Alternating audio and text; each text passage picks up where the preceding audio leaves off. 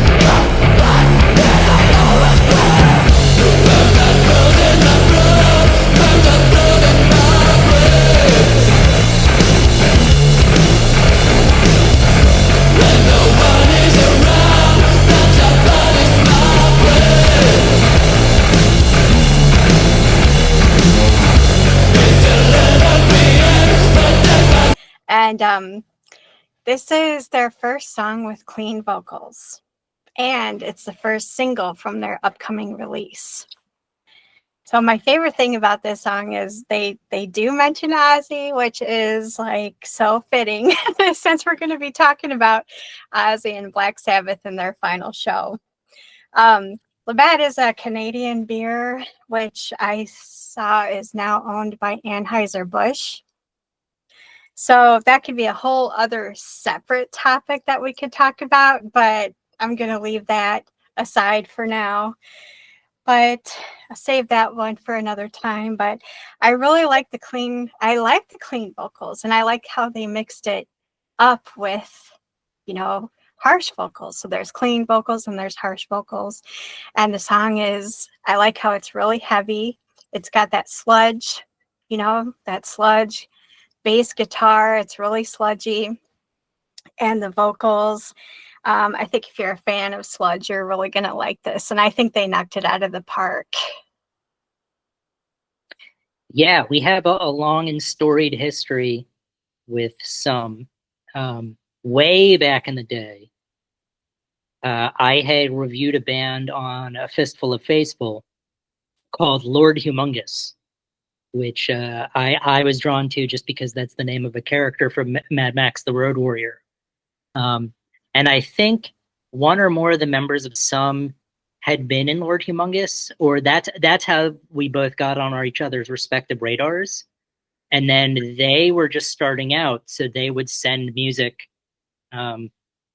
for me to listen to, and then you and I started working together, and they became one of the consistent bands that has sent us music to review since the very beginning. There's a great performance of them on the YouTube channel where they live streamed one of their performances. What's always interesting to me is they're basically just doom and doom. The moniker is doom and bass, but I think they're just bass and drums. And previously, I don't recall them having vocals on every song, but I think they've begun to do that. And usually it is harsh vocals. Now, when I downloaded the song to listen to it, I accidentally downloaded their song Problems. So I began making notes about problems. And one of the interesting things is that the vocals is very harsh, but they also sample from the movie Office Space. So I was really excited before I realized I ran it by Heather and said, "Oh, what did you think about the song that has Office?" And she said, "Huh, that's not the new. Is that the new? Were we supposed to do that?" And I was like, "No, I messed up." So now it is out there for all of you to know that if there are mess ups on our side, 99% of the time it's me. I wouldn't go that far. I don't think that's true. 92, 93% of the time, 94%.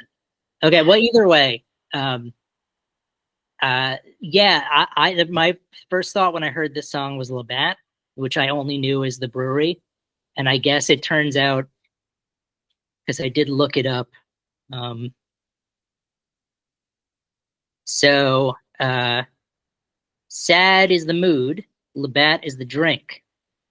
And this is for all the broken hearts looking too deep in their glass, still finding solace in music.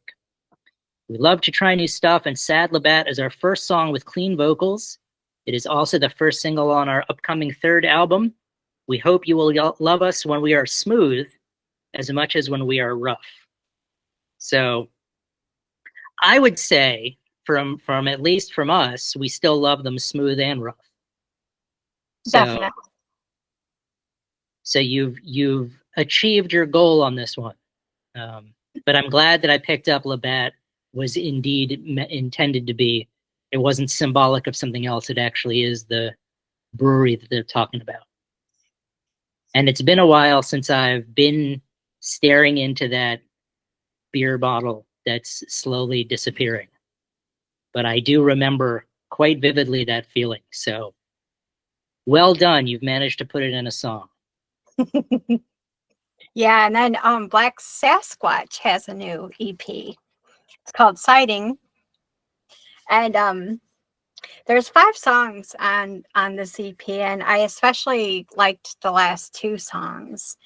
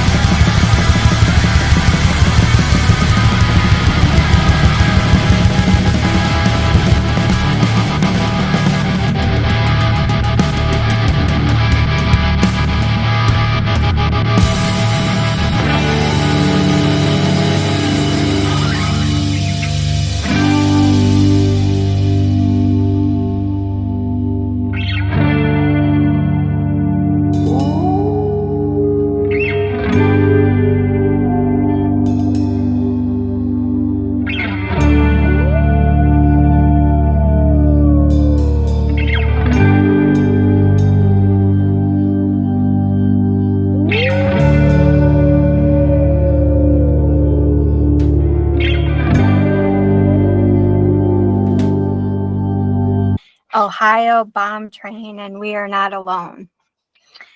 Ohio Bomb Train, it's a shorter song. It's fast paced, kind of has that punk vibe to it.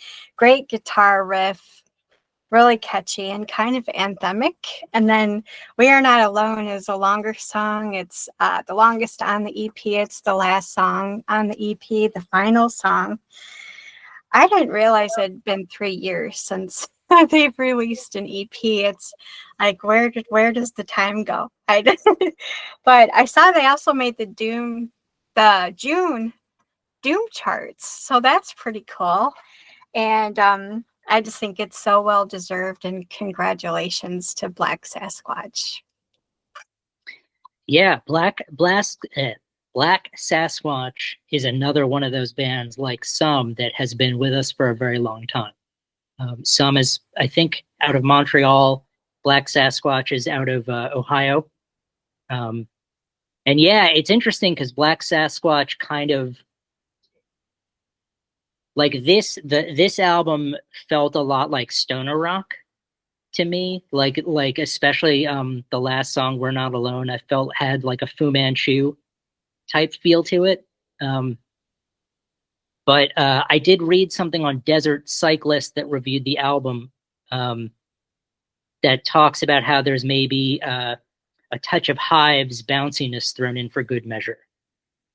So I could also hear that kind of like garage rock sound that they go for. They're not full on one end of the spectrum of the stoner rock thing, but they tend to bounce along, being hard rock and roll, some heavy metal.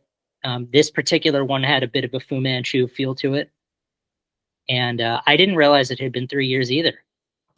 I felt like they are on the prolific side of putting out music, so that's really interesting. But yeah, definitely a great album. Check it out. Black Sasquatch out of Ohio. And then it's good to know that Seum is going to be releasing a new album. I think the last time we talked about them, they had done a split with Temple of the Fuzzwitch. So yeah, that was really cool. That was a cool split. Yeah, I really like that a lot. Yeah. And they do have a unique, often when you think of sludge, you don't just think of bass and drums, but they managed to make it work, just sort of the low end of everything. Yeah, and I feel like they're blowing up too, which I'm really happy about. Yeah. Yeah. It's really nice when our kid, like, I feel like they're our children and they're all off at university doing really well. And we can be like, oh yeah, my kids are on the dean's list this year. That would be like the Doom charts would be the equivalent of the dean's list. So way to go, Black Sasquatch. Now when I'm on break time at the mill, I can tell the fellows about my kids, Black Sasquatch, doing really well. They made it, yay! They made it. And we want to talk about Black Sabbath and their final show, and what a historic. I mean, I'm just so glad that we got to, experience it at this historic moment in music. And I'm so glad that we got to experience it. Yeah, well, it was one of those, I think I don't remember how quick the tickets sold out. Not like we were going to go to England to see the show, but the tickets sold out in like 15 minutes. And then when I heard that they were streaming it, I thought, okay, perfect. At least we'll get to see, Ozzy and Black Sabbath play. And then all of a sudden I kept hearing about, oh yeah, and then this band is playing and this band is playing, and there's going to be a super group comprised of all these people. And I think it was like a 10-hour show by the time everything was said and done. Yeah, and I'm sure you got to see the whole thing. And the part that I saw with you was we got to see Metallica, Guns N' Roses, Anthrax, Tool, Ozzy, and then Black Sabbath.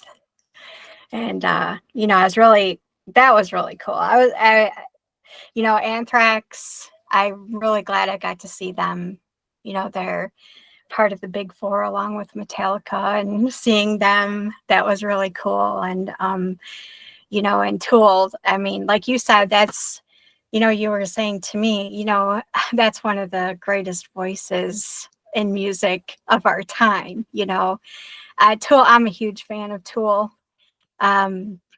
They're one of my favorites. And of course, Ozzy and Black Sabbath. I mean, that was just really special.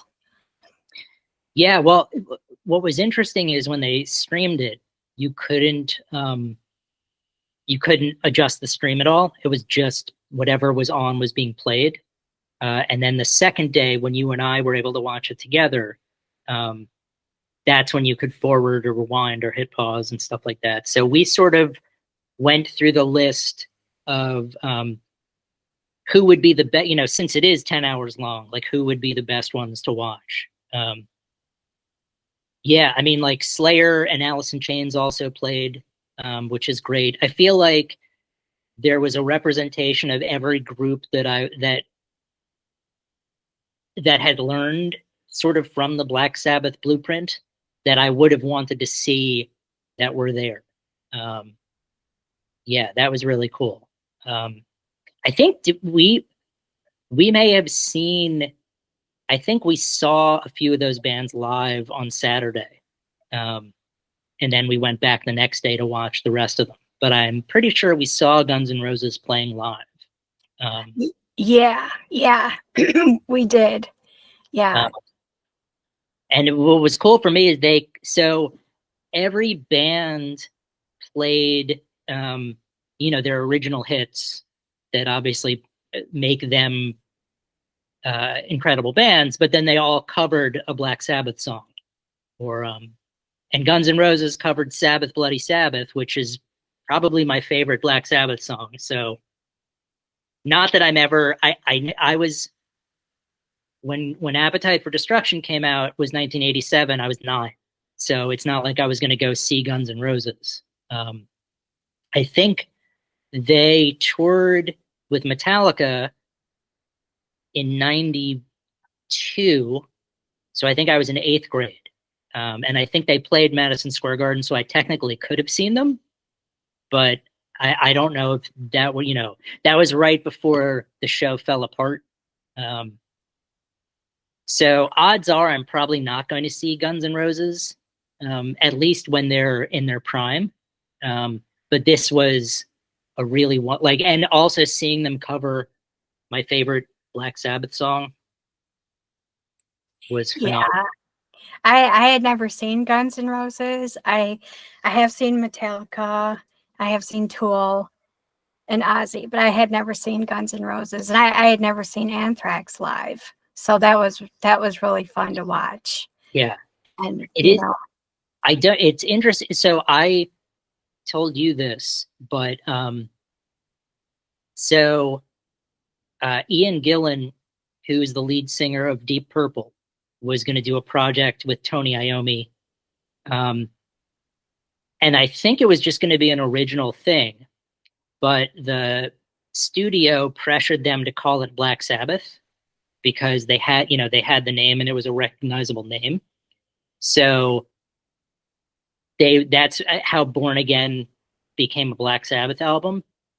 And there's a track on there called Hero the Hero, which I'll have playing now in the background.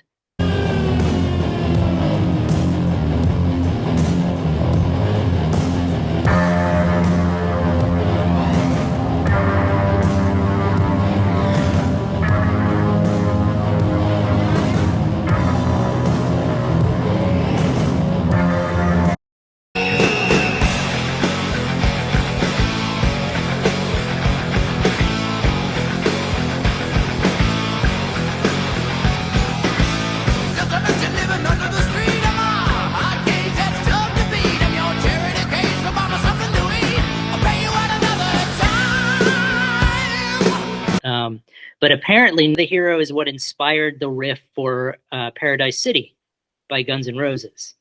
But I guess on Ozzy's Farewell, you're not going to choose a song to play that he doesn't sing.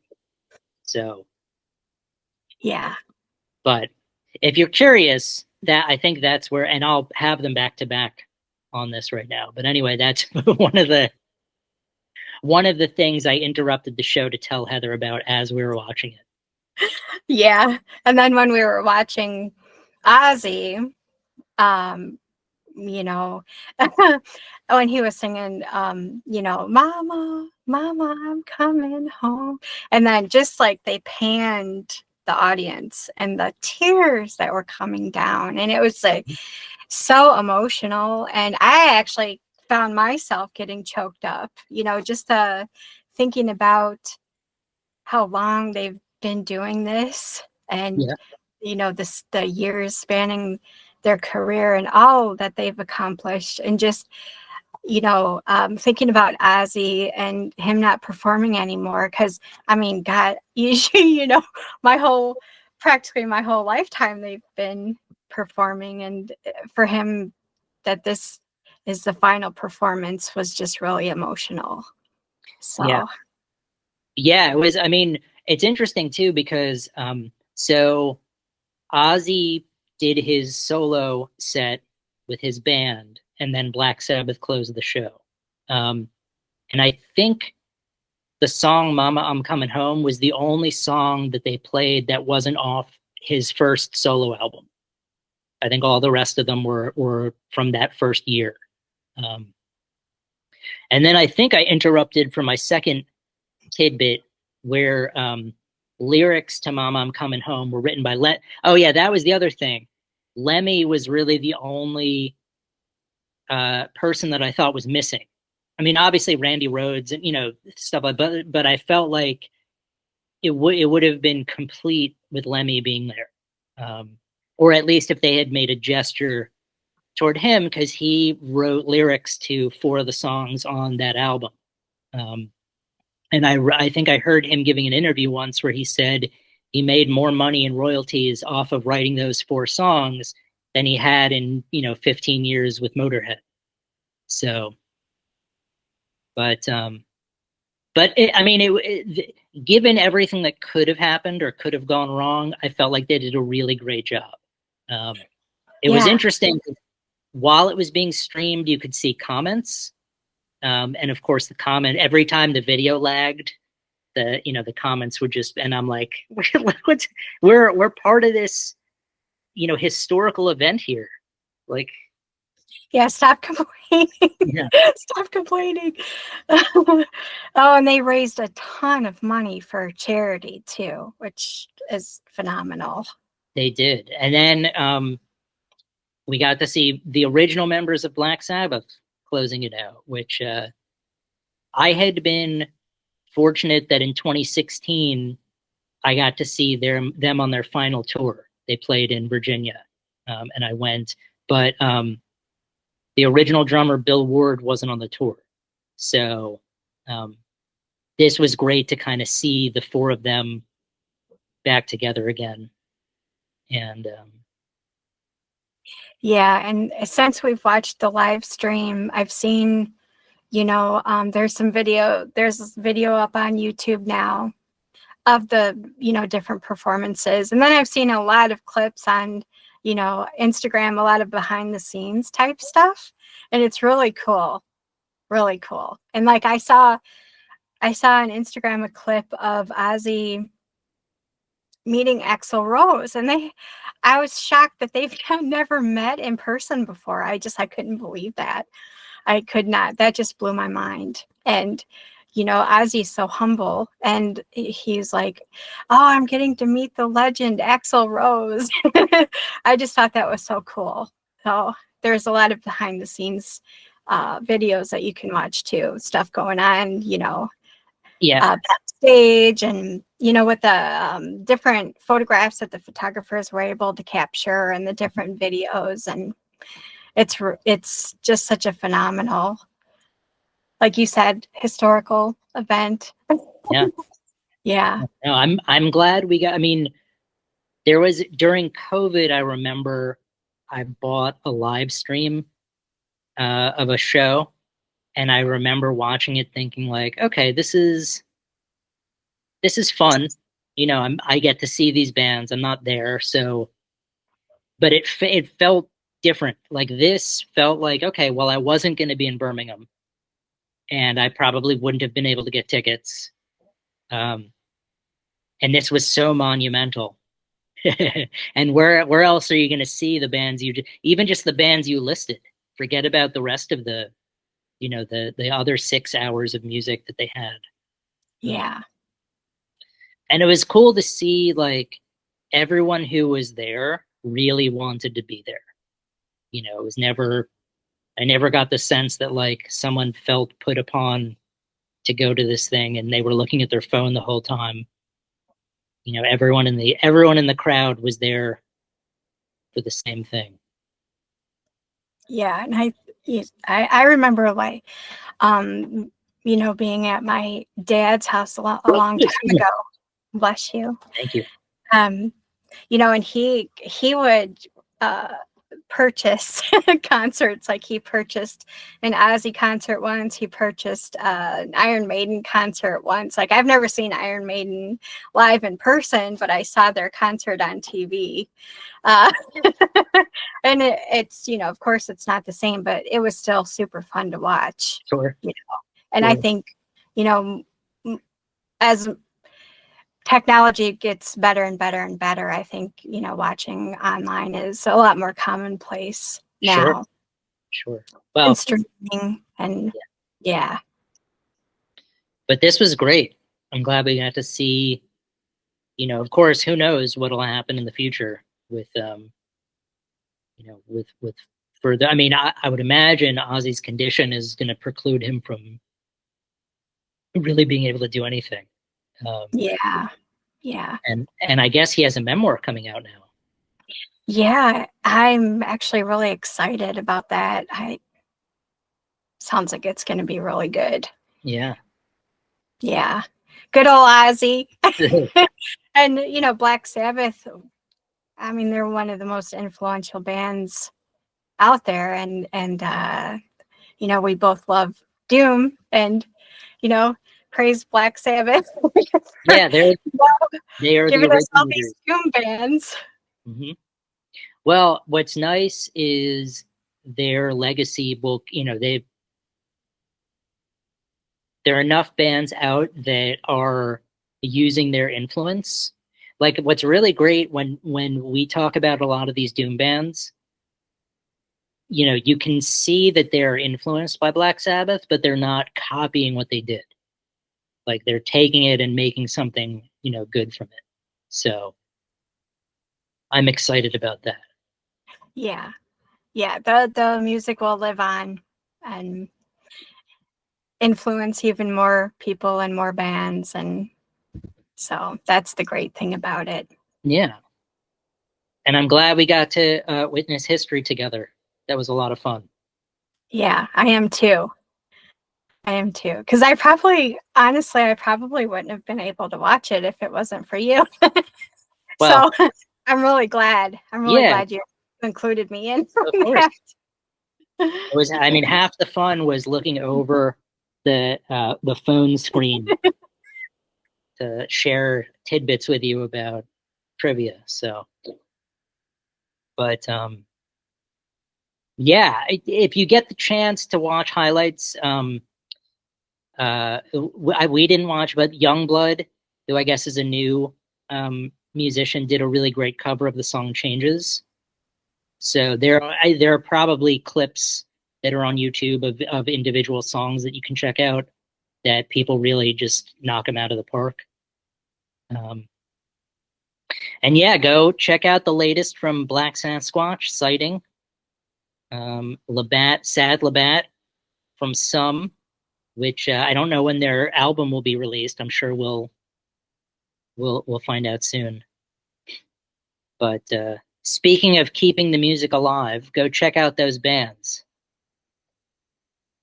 Yeah, they're really, really good, and they do. They're on their way. Both of these bands are on their way. I'm really excited to see that. Get in on the ground floor like us.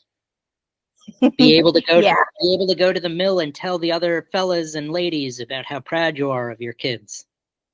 All right, I'm going to stop making that analogy because now it feels weird. But go check out those bands. Oh, and I assure you that this is still Andrew. He looks a lot different without his beard, but it really is him. Yeah, this isn't. This is still me. But you can. I still have the trademark hat. But yeah.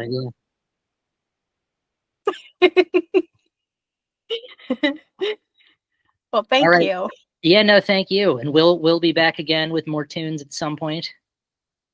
But thanks again for everything. And have a good one. Yes. See you later. Bye.